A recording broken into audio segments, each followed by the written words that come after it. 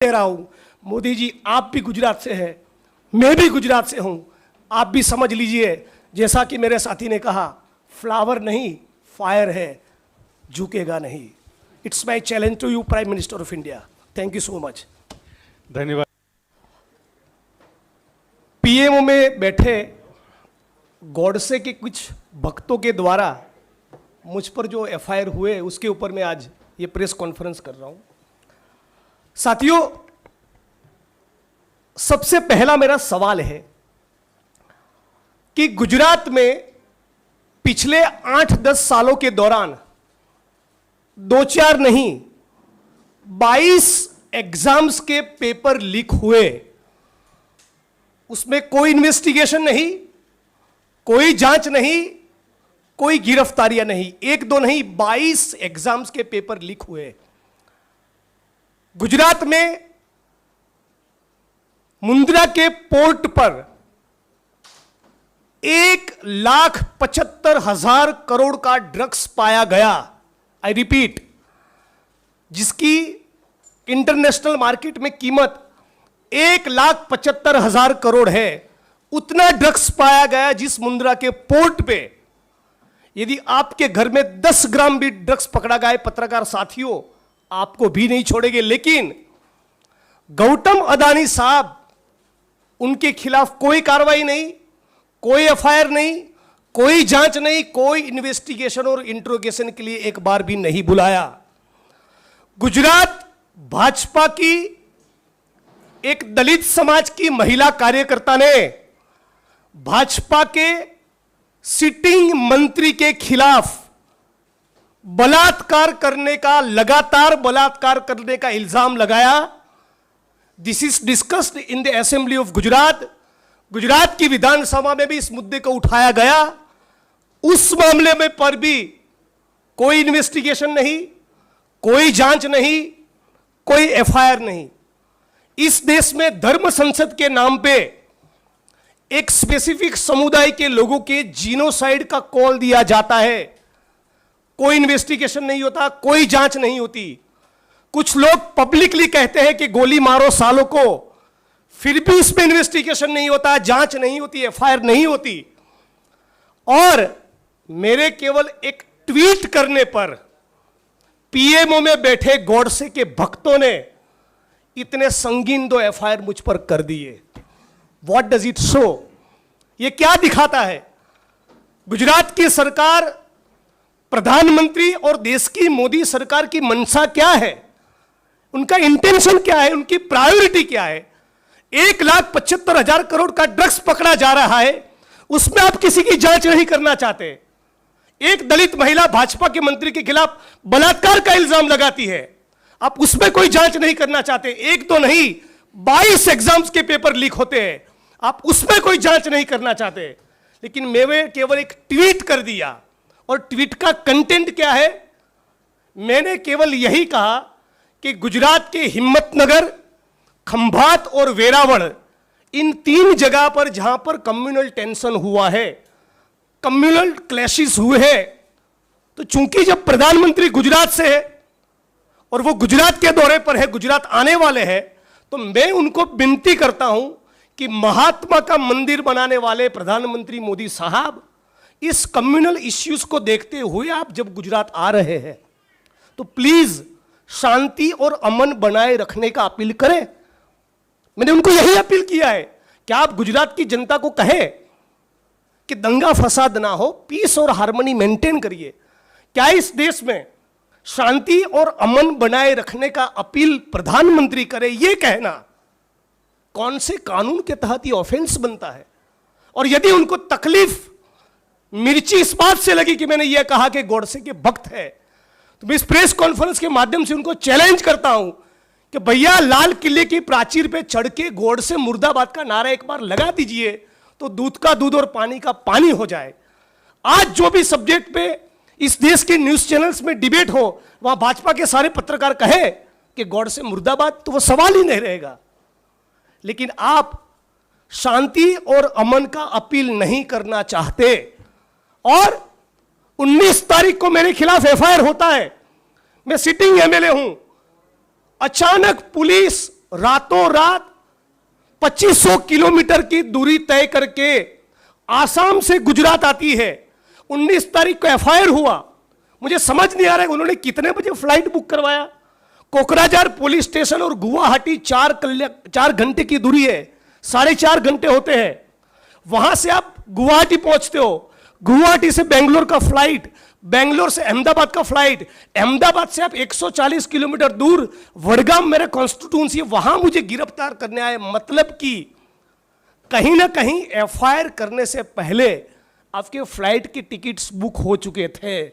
It was a pre, क्या है, गिरफ्तारी करके मुझे ले गए, तब मुझे बता नहीं रहे। उनको मालूम है कि मैं लॉयर हूं, लॉ मेकर हूं, मुझे बोल नहीं रहे कि कौन सा मुकदमा है। एफआईआर का कॉपी नहीं दे रहे, कौन सी सेक्शंस लगी वो नहीं बता रहे। मेरे परिवार से, मेरे माता पिता से बात करने की अनुमति नहीं, मेरे लॉयर से बात करने नहीं दिया। यहां तक कानून के धजिया उड़ाकर एक एमएलए का जो प्रोटोकॉल और प्रिविलेज होता है उसके तरफ पूरा ब्लाटंट डिसरिगार्ड करते हुए गुजरात की विधानसभा के स्पीकर को भी पताया नहीं, उनको भी पताया नहीं, उनको भी जान नहीं थी, उनको भी पता नहीं था कि हमारे एक सिटिंग एमएलए को आसाम पुलिस गिरफ्तारी करने के लिए आई है। वो जब आसाम पहुंचे, शायद उसके बाद मैं उनकी कस्टडी में गया, तब शायद गुजरात की विधानसभा के स्पीकर को बताया गया कि आपके एमएलए को हम लोगों ने गिरफ्तार किया है। तो मैं तो मानता हूं ये आसाम की पुलिस ने गुजरात की अस्मिता और गुजरात के गौरव को खंडित किया है, और ये गुजरात की सरकार के लिए शर्मिंदगी की बात होनी चाहिए। इसमें उनकी इतनी थू हुई, बावजूद उसके उनको शर्मिंदगी महसूस न हुई। एक महिला को आगे किया और दूसरा एफआईआर मुझ पे करवाया। मैं मानता हूं इससे बड़ी बुजदिली और कायरता कुछ नहीं हो सकती।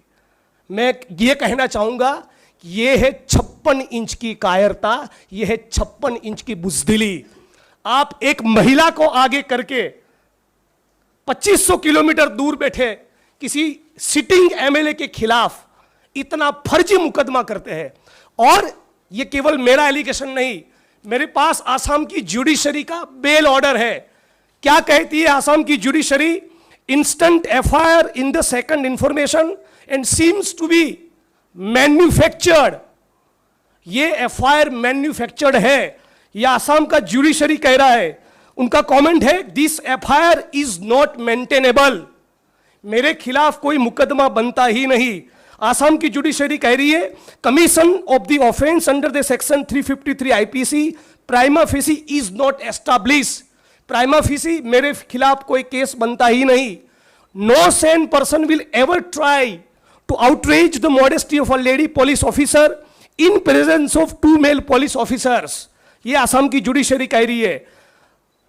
The contrary to the FIR, the victim woman has deposed a different story before the learned magistrate.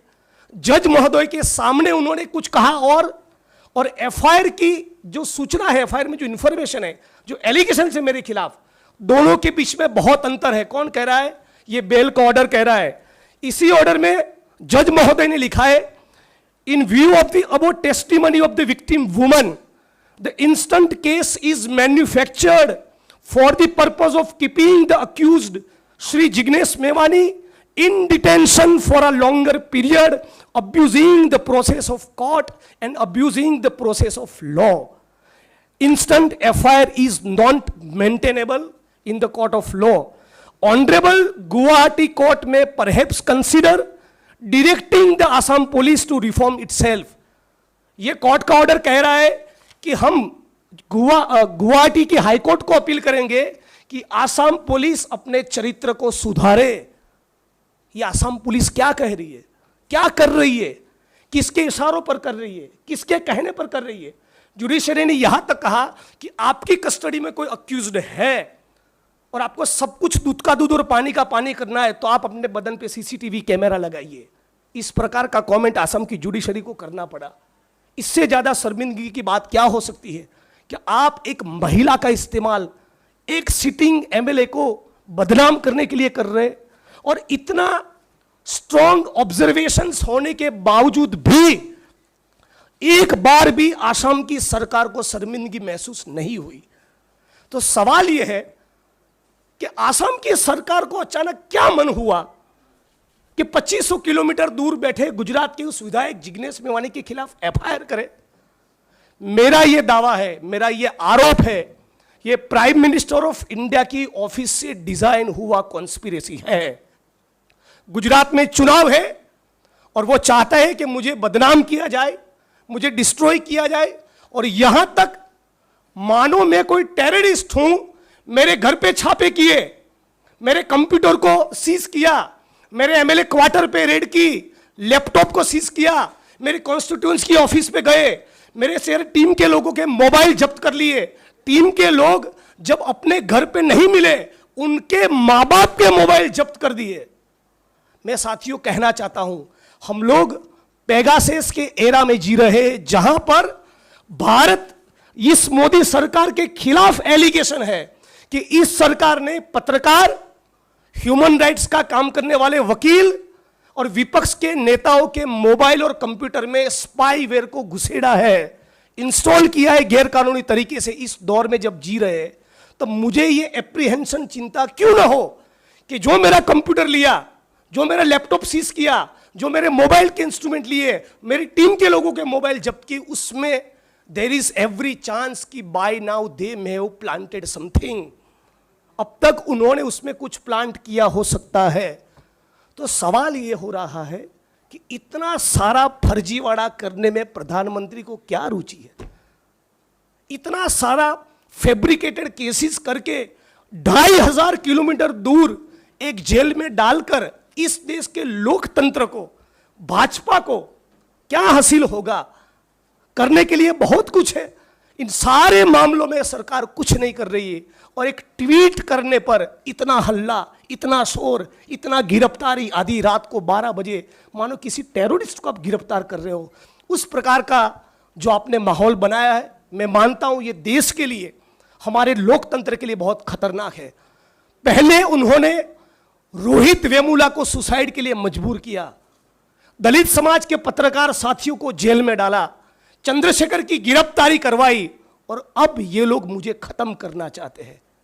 कोई युवा बोले, कोई पत्रकार बोले, कोई वकील बोले, और उसमें भी यदि कोई दलित समाज का युवा लीडर बोलता है तो मोदी साहब अपने कास्ट बायस के चलते उसको हजम नहीं कर पा रहे। ये मैं आज इस प्रेस कॉन्फ्रेंस के माध्यम से आपके बीच में कहना चाहता हूं। और मोदी साहब भी गुजरात से है, हम भी गुजरात से हैं, तो उनको चैलेंज भी देना चाहते हैं कि मैं अपने खिलाफ जो मुकदमे हुए, मैं उसको जेल लूंगा, मैं वो सब सहन करूंगा। अपने खिलाफ जो केस हुए दोनों, उसको वापस लेने की बात नहीं कर रहा हूं।